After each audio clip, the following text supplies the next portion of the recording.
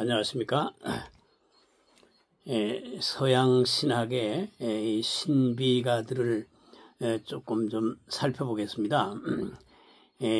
스웨덴부르크라는 사람은 과학자였고 여기 지식이 많은 사람이었었는데 인생 후반부에 가서는 전적으로 영계 출입만 하면서 최대 신비가로 기록되고 있습니다. 그러나 그분은 너무 성경에서 수용할 수 없는 주장을 많이 해서 교회 신앙의 모델로는 잘 여겨지지 않고 있습니다. 이게 오늘 좀 검토해 보려고 하는 마이스터 에카르트 그리고 야곱 베메 이 경우는 조금 다른데요. 마이스터 에카르트라는 사람은 14세기의 사람인데 소위 그 지성적 신비주의라고 봐야겠습니다. 이제 스웨덴부르크가 영계 출입하면서 요즘 말로 입신 체험을 해가지고 계속 그쪽을 이제 왕래하면서 체험한 것을 기록으로 남겨놨는데요. 에카르트는 그렇지 않고요. 대단히 신비를 추구하되 지성적 신비주의라고 할 만큼 그렇게 이제 상당히 사변에 깊이 몰입했던 그런 분입니다. 신비주의의 정점에 이르는 신학자라 이렇게 평가되고 있습니다. 근데 이 에카르트는요, 마이스터 에카르트를 그냥 에카르트로 부르겠습니다. 이 에카르트는 하나님과 신성을 구분합니다. 하나님, 고트, 그리고 이제 신성, 고트, 하이트 이렇게 딱 구분을 해요. 그래서 이 고트 하나님은 삼위일체 우리가 믿는 하나님이시고 반면 고트 하이트 즉 신성은 그 삼위일체 하나님 그 이전의 존재예요.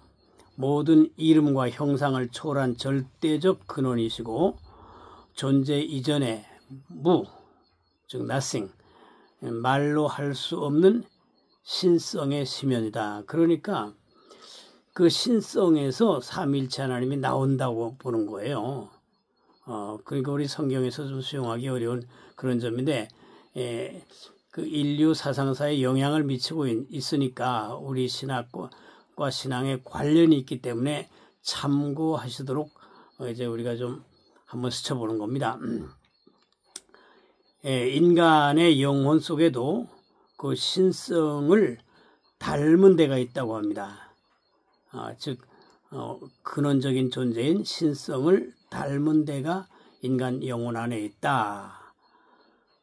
그래서 그 인간 영혼 안에 가장 깊은 곳이 이제 그 신성을 닮은 곳인데 이것을 소위 영혼의 불꽃이라고 합니다. 영혼의 불꽃, 젤렌훈케, 젤렌fun케 이렇게 이제 발음을 하는데 영혼의 불꽃 이게 이제 신성이 자기 흔적을 사람의 영혼 안에 남겨놓으신 겁니다. 남겨놓은 거예요. 이걸 갖다가 영혼의 불꽃이라고 합니다. 그래서 이제 이 자기를 부인해서 우리말로 하면 회개를 많이 하고 자기가 다 이제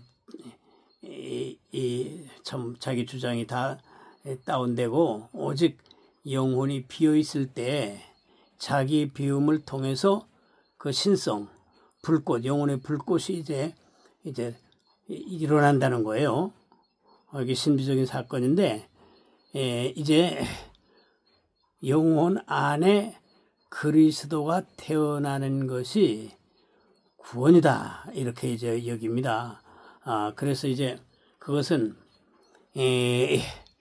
내적 사건인데 우리 영혼 안에 있는 이제 영혼의 불꽃 즉 신성이 흔적으로 남겨놓은 그것이 이제 일어나야 된다는 거예요. 그러려면 우리가 속에 있는 죄성이나 여러 가지 인간적인 연약함들을 갖다가 다 이제 회개하고 비웠을 때 이 신성이 탄생한다는 겁니다. 그걸 예수 그리스도의 영혼 안에서의 탄생이라고 이렇게 말을 합니다. 그래서 이분의 신앙은 좀 달라요. 우리가 예수 그리스도의 구속의 은혜, 보혈의 그 대속의 은혜를 통하여 우리가 하나님을 만나는 게 아니고 이 사람은 그런 점은 조금 이 아웃사이더에 속하고요. 우리 안에 있는 영혼 그 속에 영혼의 불꽃, 즉 신성의 흔적, 요게 일어나야 된다는 겁니다. 이걸 구원이라고 하고 이게 신비적인 사건인데 인간 영혼의 가장 깊은 중심에 영혼의 근원인 젤렌 그룬트, 즉 이제 영혼의 불꽃이 이제 하나님의 본질과 동일한 거라는 거예요. 동일한 거라는 거예요. 하나님의 본질과 동일한 불꽃이 깃들어 있어서 영혼 내밀한 곳에 있다는 겁니다. 그래서 우리가 자기를 다 비우게 되면 영혼 안에서 하나님, 즉 신성이 다시 태어나는 것. 이게 이제 구원인 거예요. 구원인 겁니다. 그래서 영혼은 하나님과 동일한 본질의 씨앗이 있다. 영혼 안에 내포되어 있는 이 초월자, 신적 내재의 신비, 영혼 안에 하나님의 흔적이 있는데 이 내면의 신성의 자각, 이것이 일어나는 것이 이제 구원이고 여기서 이제 대단한 그 신비를 경험한다는 겁니다. 그러니까 이제 우리가 예수 그리스도께서 우리의 죄를 대속하시기 위하여 피 흘리시고 우리가 그를 믿음으로 이제 구원받고 성령이 계셔서 우리 영혼을 이제 인도해 주시는 것이 아니고요. 그리스도의 구속은 두 번째야. 그건 이제 밖에 있는 사건이고, 첫째, 우리 영혼 안에 있는 가장 심오한 부분에 하나님의 흔적이 있다. 신성의 흔적이 있다.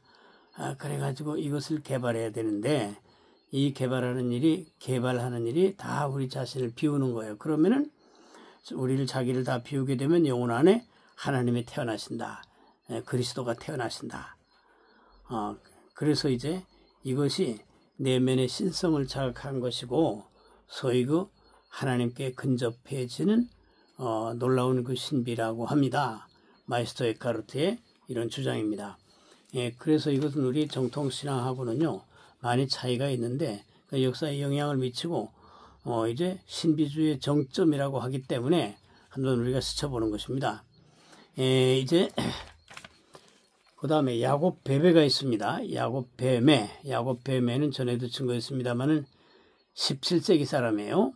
17세기 사람인데 에카르트가 신성이라는 것을 그 삼위일체 하나님의 이전 더 은밀하고 근본적인 자리를 신성이라고 했는데 고트하이트 신성이라고 했는데 이 야곱 베메는 그것을 운그룬트라는 말로 표현했습니다. 운그룬트는요. 그룬트가 근저인데 앞에 접두어 운이 붙어가지고 운그룬트 하면 근거 없음, 무근거 이렇게 번역을 하는데 그것은요. 우리가 말로 할 수 없다. 어떤 근거 지을 수 없다.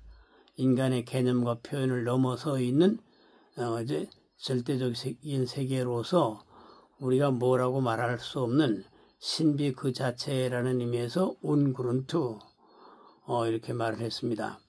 이 야곱 베메는요 구두 수선공이었습니다. 구두를 만들고 고치고 하는 수선공인데 이분은 제도권 학교를 공부한 게 없어요. 공부한 게 없고 자기 스스로 독학을 해서 심오한 그 철학적인 신학을 이제 만들어냈는데요. 우주론적 신비주의라 이렇게 표현할 수가 있겠습니다. 바탕이 없고 근원이 없는 무근거, 에카르트가 신성, 고트하이트라고 했던 것을 야곱 베메는 운그룬트, 무근거 이렇게 했습니다. 그래서 하나님은 스스로의 근거가 없는 존재이다. 근데 이 마이스터 에카르트의 신성, 이 야곱 베메의 무근거, 즉 운그룬트 이게 다 삼위일체 하나님을 나오게 하고 활동하게 하고 존재케 하는 근원이라는 거예요. 이게 참 특별한 겁니다. 성경에 없는 아주 특별한 주장이죠. 성경은 절대적으로 삼위일체 하나님이 스스로 계신 분이고 절대 자존자이신데 이들은 야곱 뱀에 그리고 이제 마이스터 에카르트 할 것 없이 그 삼위일체 하나님을 낳는 모태가 되는 더 근원적인 자리가 있다는 거예요. 거기서 삼위일체 하나님이 나와서 삼위일체 역사가 이루어진다는 겁니다. 신비한 얘기예요. 존재의 원인을 자기 안에 두지 않는 자기 초월적 심연. 이제 이게 뭐 말씀드렸습니다만은 에카르트의 신성, 고트하이트와 유사한데 조금 좀 다른 면이 있습니다. 이 언어와 개념을 초월한 신비적 근원이고요. 이제 에카르트의 신성은 완전한 초월로 남겨두고 그곳에서 영혼의 일치를 한다고 봐요. 초월이면서 신성이 절대적으로 초월적인 대상인데 영혼 안에 들어와 있다는 겁니다. 영혼 안에 들어와 있어서 영혼의 불꽃을 이제 만나게 되면 바로 그 신성의 흔적이다. 이렇게 에카르트가 말하는 데 비하여 이 뱀의 운그룬트는요, 에카르트가 그 신성이 좀 고요하고 정적인 개념인데 비하여 이 야곱 뱀의 운그룬트는요, 동적입니다. 다이나믹해. 이 운그룬트 안에서 어둠과 빛, 선과 악, 이게 대립하고 갈등하고 운동을 한다는 겁니다. 이제 사랑과 미움, 이게 다 이 운그룬트에서 나오는 거야. 그래서 어둠과 빛, 사랑과 미움 이런 것들이 대립 갈등 속에서 하나님 자신이 자기를 드러내는 게 된다. 그렇습니다. 그러니까 깊은 심연, 운그룬트 안에 어둠과 밝음, 사랑과 미움, 그리고 선과 악이 다 들어있다는 거야. 그게 운동을 하면서 즉 삼위일체 하나님이 나타나게 돼 있고 그래서 모든 인간 영혼 안에도 선과 악, 어둠과 밝음, 미움과 사랑이 공존해 있는 것이고 세상에도 똑같이 그것들이 있는데 이것의 근원이 바로 온그룬트 안에 이런 요소가 있어서 그렇다는 겁니다. 그래서 이제 이 대립적인 존재들, 사랑과 미움, 빛과 어둠, 그리고 이제 전쟁과 평화 이런 것들이 다 대립한다. 이것이 대립의 원천이 바로 운그룬트다. 그래서 여기서 변증법이라는 게 나온 겁니다. 이 변증법. 그래서 이 뱀의 사상을 이어받아 가지고 헤겔이 역사를 절대정신이 자기를 전개해 나가는 변증법적 운동이라고 이렇게 규정을 합니다. 그것도 나중에 설명할 기회가 있고 전에도 언급했었습니다만은 여하간에 이 운그룬트는요, 에카르트의 정적인 신성, 고트하이트와 달라. 고트하이트 신성은 이제 정적이면서 그 우리 영혼 안에 들어와 있어서 영혼의 불꽃, 이게 이제 그 신성의 흔적인데 여기에 강조점이 있는가 하면요, 이 에카르트와 달리 야곱 뱀에는요, 이 운그룬트 그러니까 에카르트가 말하는 신성인데 좀 다르다. 어떻게 다르냐? 에카르트의 신성은 고요하다. 인간의 영혼 안에 불꽃으로 들어와 있다. 그런데 이 야곱 뱀에는 운그룬트 안에 선과 악, 밝음과 어둠, 사랑과 미움, 전쟁과 평화가 다 들어있어. 거기서 삼위일체 하나님이 나오시는 거야. 그래가지고 사람의 실존도 똑같이 사랑과 미움, 밝음과 어둠, 시기와 질투와 또 그렇지 않음, 이것들이 다 대립적으로 존재하고 이 세계도 또 그렇다는 거야. 그래서 이제 헤겔은 이 대립을 가지고 변증법이라는 걸 만들어서 절대정신, 즉 하나님이 세계를 통치해 나가시고 경영해 나가시는 그 원리를 절대정신이라고 하는데 그 절대 정신이 바로 이 변증법적 운동을 선과 악, 이제 사랑과 미움 뭐 이런 이 대립투쟁에 이 변증법을 전개하면서 역사를 이끌고 간다는 거예요. 그래서 이 야곱 뱀에게는요, 그 운그룬트 안에서 신적 운동이 일어나는데 바로 말씀드렸듯이 어둠과 빛이 갈등 속에서 하나님 자신이 자기를 드러내는 과정에서 이런 대립이 있다. 이게 신성은 단순한 무가 아니다. 창조를 낳는 역동적 심연이라는 것입니다. 뭐 출발이나 개념이 비슷해요. 신성과 이 운그룬트가 이제 같으니까 뭐 운그룬트를 신성으로 또 말할 수 있는데, 이 신성 즉 운그룬트는 단순한 없음, 무가 아니야. 우리가 표현할 수 없기 때문에 운그룬트, 근거 없음 이렇게 하지만 그건 우리가 파악할 수 없다는 초월적인 표현이라는 것이고, 이제 뱀에는 이 신성 즉 운그룬트 안에 말씀드렸듯이 대립과 갈등과 투쟁이 있다는 거예요. 이것이 밖으로 나와서 세계가 이루어져서 세계도 이렇게 갈등과 투쟁과 싸움이 있고, 인간 안에도 이렇게 대립과 투쟁이, 선과 악이, 밝음과 어둠이 다 이렇게 대립이 있다는 겁니다. 그래서 영혼은 단순한 피조물이 아닌 하나님의 자기 의식이 드러나는 장소가 바로 사람의 영혼이라는 것이 뱀의 생각인데, 바로 그 운그룬트가 인간 안에 들어와 있기 때문에 인간이 이렇게 갈등과 모순과 대립과 고통을 안고 사는 존재라는 거예요. 다시 말씀드리지만 에카르트는 그 신성이, 고트하이트가 정적이고 신비한 거야. 뱀의 운그룬트는 안 그래요. 동적이고 신비한데 동적인 다이나믹한 운동입니다. 하나님은 자신을 드러내기 위해 피조 영혼을 거울로 세우셨고, 영혼은 그 거울 속에서 하나님을 반사함으로써 하나님의 자기 인식이 완성된다. 자기 인식이 완성이라는 건 이건 헤겔 철학의 절대정신의 자기 전개에서 나오는 것을 다음 기회에 설명을 하도록 하겠습니다.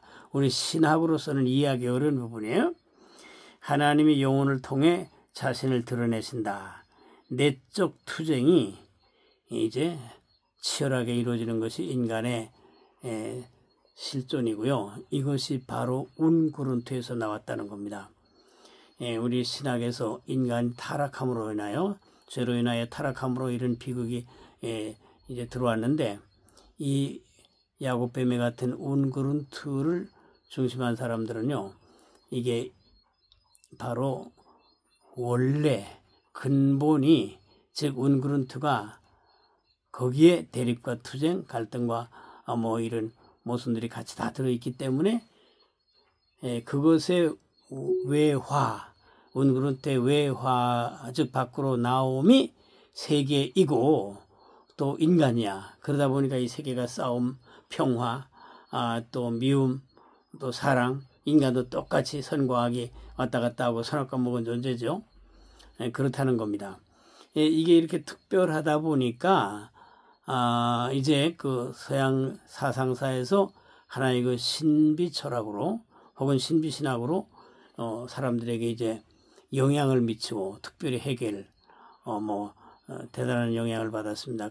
헤겔의 변증법이라는 게 그리고 그 절대정신이라는 것이 바로 이 야곱 뱀의 사상에서 많은 영향이 있었다, 그렇게 봐야 되겠습니다. 그래서 이 야곱 뱀에는 예수 그리스도를 우주의 화해자, 이 운그룬트가 자기를 표현한 것이 그리스도다, 이렇게 하는데, 우리가 그것이 다 인간의 사변입니다. 사색에서 나온 것이고 하나님의 계시는 아니에요. 에카르트나 이제 이 야곱 뱀에 다 신앙과 신학에 근거해서 하지만 어디까지나 하나님의 계시인 성경에 의존해서 성경을 근거로 하고 예수 그리스도의 구속하신 은혜를 근거로 해서 바탕으로 해서 사고를 전개한 게 아니고 골똘한 thinking, 사색, 깊은 사색을 통해서 사고를 통해서 개인적인 깨달음, 어떤 그 신비 체험 여기에 들어간 것입니다. 물론 이들을 우리가 거쳐야 되는 이유는요, 이들이 단순한 개인적인 사색이 아니고 기독교 신학을 그 문화 속에, 그 환경 속에 가지고 이제 출발했다는 것이 문제입니다. 그래서 우리가 거쳐야 되는 것입니다.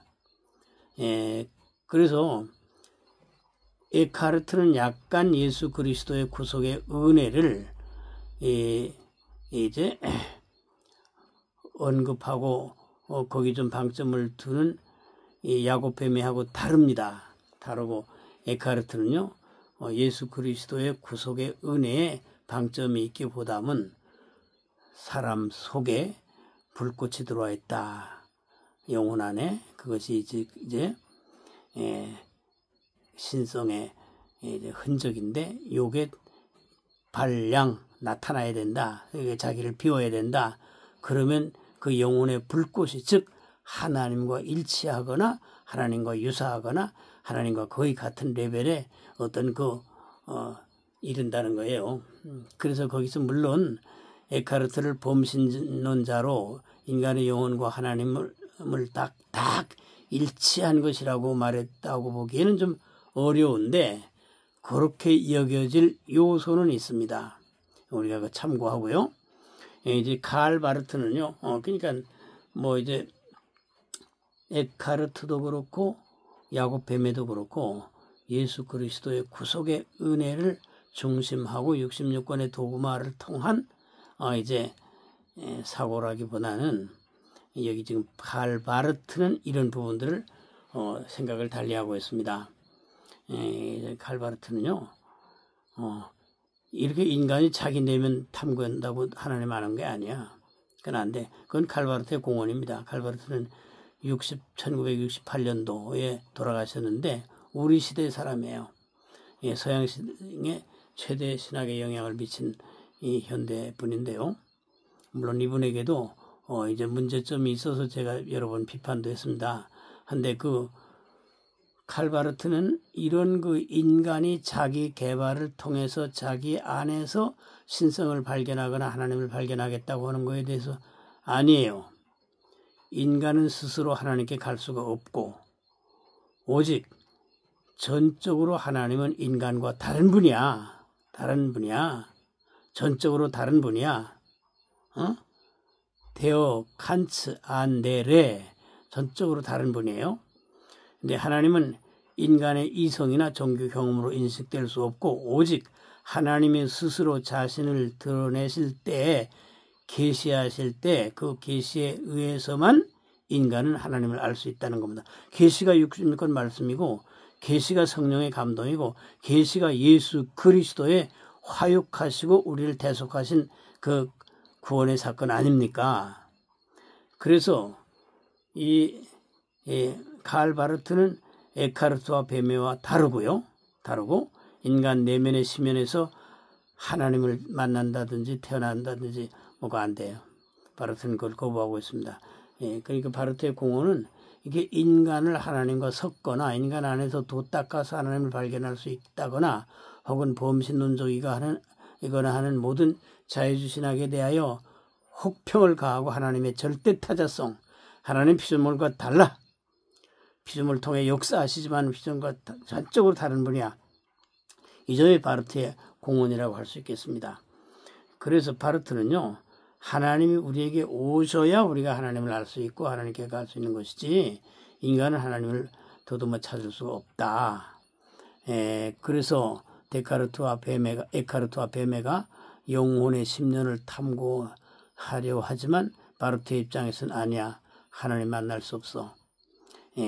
바르트는 하나님의 절대적인 주권적인 은혜를 강조합니다. 은혜에 의해서만 우리가 하나님께 갈 수 있고 하나님을 알 수 있고 그렇다는 거예요. 이게 칼빈에게 와서는 더 심합니다.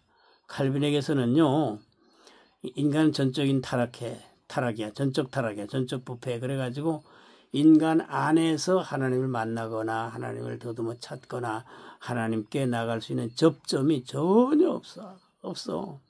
에카르트와 뱀의 이 칼빈한테는 명함을 못 내밀어요. 칼빈은 전적 타락이야. 전적인 하나님의 주권과 하나님의 택하신 자에게 성령으로 강림하셔서 감동하셔서 예수 그리스도를 구주로 믿게 해서 구원하시는 하나님의 은혜가 전적으로 칼빈에게는 전부입니다. 전부. 하나님의 전적 주권, 인간의 절대 이제 타락, 하나님의 택하신 자를 구원하시는 제한적 속죄, 오직 그리스도, 이제 오직 말씀, 오직 하나님의 절대 주권, 그렇습니다. 그래서 인간에게 어떤 가능성을 부여해서 인간이 내면에 돛 닦아서 어떻게 해서 하나님을 만나고 영혼 안에서 어떻게 해보겠다는 것이 파르트에서 깨지고 그다음 칼빈에게 와서는 전혀 그 가능성을 명함을 내지 못합니다. 우리가 서양 신학사에 철학사에 에카르트나 이제 이 야곱 베메 같은 분들이 영향을 많이 미쳐서 아까도 말씀드렸지만 이 베메 같은 경우는요, 이 변증법을 만들어낸 사람이라고 봐야, 물론 변증법이 뭐 옛날부터 있었던 것을 했습니다만은 이 뱀에 와서 본격화된 거예요. 그러다 보니까 근대 철학에 상당한 영향을 미친 프리드리히 헤겔이 이 뱀의 사상을 받아가지고 변증법적 철학이라고도 하고 신학이라고도 할 수 있는 그 이론을 전개하고 절대정신이라는 걸 또 만들어내고 그랬단 말입니다. 우리 교회 역사에는 이렇게 풍부한 경험과 정보와 자산들이 많다는 걸 알고 우리의 사고와 인식의 폭을 좀 넓히기 위하여 마이스터 에카르트, 야곱 베메, 칼 바르트, 또 칼빈의 생각을 우리가 이제 스쳐봤습니다. 결국은 이게 칼빈주의가 돼야 돼요. 바르트에게서는 이 하나님의 절대 타자성, 이것만 우리가 이어받고 이제 칼빈에게서 이제 우리가 신앙의 완성체라고 할까요? 이제 성경의 도구마에 충실한 어떤 그 이제 신학적 체계를 우리가 만나볼 수 있겠습니다. 물론 칼빈에 대해서도 알미니안들은 뭐 험담을 하죠. 험담을 하고 어떤 사람은 또 뭐 이제 칼빈이 지옥에 있는 걸 봤다고 해가지고 요거도 먹으니까 그 책을 다 불사르고 한 적도 있습니다만은 야간의 칼빈의 신학적 사고는요 대단히 이제 넓고 깊고 성경을 요약한 대단한 하나의 그 작업이라고 봐서 과언이 아니겠습니다. 물론 칼빈에게도 부족한 점이 있죠. 우리 칼빈주의를 현실에 다 적용하려고 그러면은 어려움이 있고요. 알미니안주의에 좀 손 내밀어야 되는 부분도 없잖아 있습니다. 그러나 그런 부분을 더 이겨내면서 칼빈주의에 깊이 들어가게 되면요, 이제 상당한 어떤 그 하나님 절대 주권이고 우주 만유를 창조하시고 주관해 나가시는 절대성에 대하여 우리가 확신을 얻고 우리가 구원의 큰 은혜에 감사하면서 소망을 가지게 됩니다. 오늘 좀 딱딱하고요, 이해하기 어려운 부분들을 잠깐 우리가 상고했습니다. 우리의 사고를 넓히기 위하여. 제가 뭐 이 철학과에 들어가서 좀 공부하다 보니까 습관이 돼가지고 이런 신비라든지 철학적인 주제들 이런 것들을 신학 속에서 이제 이 철학적인 내용들을 이제 같이 많이 이거 오버랩되어 있는 걸 겹쳐 있는 걸 알고요. 이걸 분리시키거나 규명해가지고 비판할 건 비판하고 참고할 건 참고하고 하는 그런 거 이제 저 나름의 어떤 그 습성이 생겨가지고 거기에 취미를 또 가지고 있습니다. 철학 속에 있는 신학적 요소, 철학이 어떻게 신학을 해치고 병들게 하는가, 이거와 어떻게 우리가 싸워야 되는가, 이런 것들을 우리가 이제 제가 좀 몸에 뱄다고 할까요? 습성화됐다고 할까요? 루틴이 됐다고 할까요?